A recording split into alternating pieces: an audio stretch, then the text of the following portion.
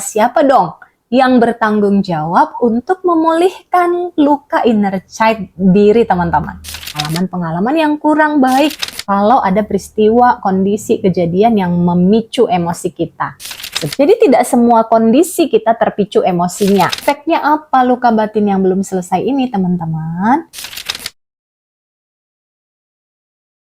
Hai, ketemu lagi dengan Inspirasi Sukma, solusi untuk kamu makin bahagia.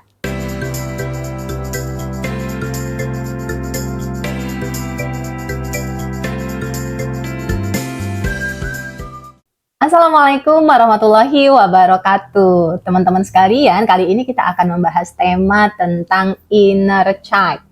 Pernah dengar ya, apa itu inner child? Inner child adalah luka batin yang kita peroleh dari masa kecil, dari pengalaman kita sebagai anak. Apa yang kita lihat, apa yang kita dengar, apa yang kita rasakan di waktu kecil kita akan membentuk diri kita, membentuk pola pikir kita, membentuk karakter kita, membentuk pula cara kita merespon segala sesuatunya. Dari mana pembentukannya? Dari apa yang kita lihat, apa yang kita dengar, dan apa yang kita rasakan dari pola perilaku orang tua maupun orang-orang di sekitar kita. Nah, inner child tidak melulu tentang hal-hal yang negatif, tapi hal-hal yang positif juga bisa menjadi inner child kita. Namun tentu saja kalau hal-hal itu positif tidak menjadi masalah buat kita di masa depan. Yang perlu kita pahami adalah inner child ataupun pengalaman-pengalaman yang kurang baik di masa kecil kita.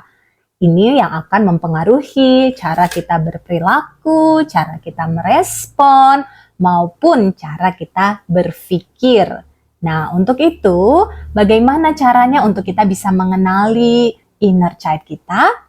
Teman-teman sekalian, penting sekali untuk kita mengenali inner child kita. Karena kalau kita kenal dengan diri kita, maka kita akan lebih sadar untuk bisa memperbaiki ataupun memulihkan inner child tersebut sehingga tidak lagi membuat kita mudah terpicu emosi. Nah, pahami ya bahwa ciri-ciri inner child yang belum selesai atau luka batin yang belum selesai itu adalah kondisi-kondisi di mana kita masih mudah terpicu emosi. Jadi, kalau kita ingin pulih, memiliki mental yang sehat, ya, memiliki relasi yang harmonis, kita perlu kenali kalau ada peristiwa, kondisi, kejadian yang memicu emosi kita. Sebenarnya itu adalah tanda bahwa ada yang belum selesai di dalam diri kita. Jadi tidak semua kondisi kita terpicu emosinya, ya. Hanya kondisi-kondisi tertentu aja kita bisa bereaksi lebih dari biasanya. Nah, itu adalah kunci ataupun sinyal ataupun petunjuk yang harus kita pahami bahwa di area tersebut kita punya luka yang perlu untuk kita pulihkan. Ada orang yang mudah terpicu ketika dia dibandingkan. Kenapa? Karena di masa kecilnya, ia sering kali dibandingkan oleh orang tuanya.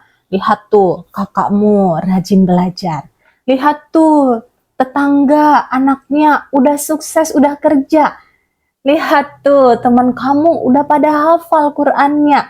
Kamu kok masih begini aja. Ada pengalaman di masa kecilnya di mana orang tua membandingkan dirinya dengan orang lain. Nah, sehingga rasa yang tidak nyaman yang ia rasakan di kondisi tersebut menjadi luka batin. Ketika dalam kondisi tersebut dia merasa sedih, maka luka batinnya adalah di area sedih kalau dibandingkan.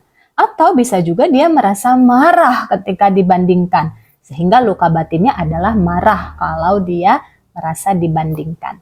Nah, efeknya apa luka batin yang belum selesai ini teman-teman? Di masa dewasa atau di perkembangan usia kita, area ini menjadi area yang sensitif. Jadi ketika ada kondisi-kondisi di mana kita merasa dibandingkan dengan orang lain, ini akan mudah memicu emosi negatif kita. Sehingga reaksi kita jauh lebih tidak terkendali aja.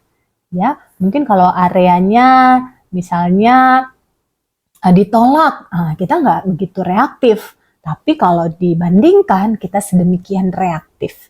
Nah, jadi kalau teman-teman menyadari ada area-area yang masih mudah memicu emosi dirinya, nah berterima kasihlah pada orang yang memicu emosi teman-teman, karena sebenarnya dia menjadi sarana untuk teman-teman jadi tahu kondisi dirinya sendiri.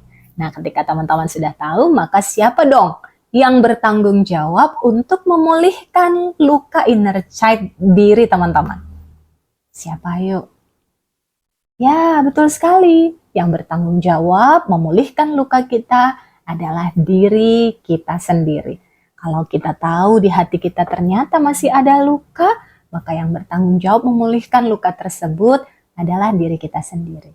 Jadi tidak bijak rasanya ketika kita terpicu emosi, kita menyalahkan orang lain yang menjadi penyebab emosi tersebut terpicu. Ya, yang perlu kita lakukan juga bukan menyalahkan orang tua karena didikannya atau sikapnya di masa lalu. Tidak. Yang perlu kita lakukan adalah bertanggung jawab atas diri kita sendiri. Ya, karena kitalah yang paling bertanggung jawab atas kondisi kita, kemajuan diri kita, keberhasilan diri kita, maupun kebahagiaan diri kita sendiri. Jadi kalau tahu masih ada luka di hati, tanggung jawab untuk memulihkannya ada pada diri sendiri. Selama kita masih menyalahkan orang lain, menyalahkan orang tua, menyalahkan orang-orang yang memicu emosi kita, akhirnya kita tidak belajar dan tidak pulih-pulih. Tapi begitu kita sadar untuk mengambil tanggung jawab dan memulihkan luka di hati kita, maka proses pemulihan diri menjadi lebih cepat. Bagaimana caranya untuk kemudian kita yang tahu masih ada luka di hati untuk pulih? Teman-teman ingin tahu bagaimana caranya? Insya Allah di pertemuan berikutnya, dalam inspirasi Sukma berikutnya, kita akan bahas lebih detail cara untuk memulihkan luka batin ataupun inner child yang belum selesai.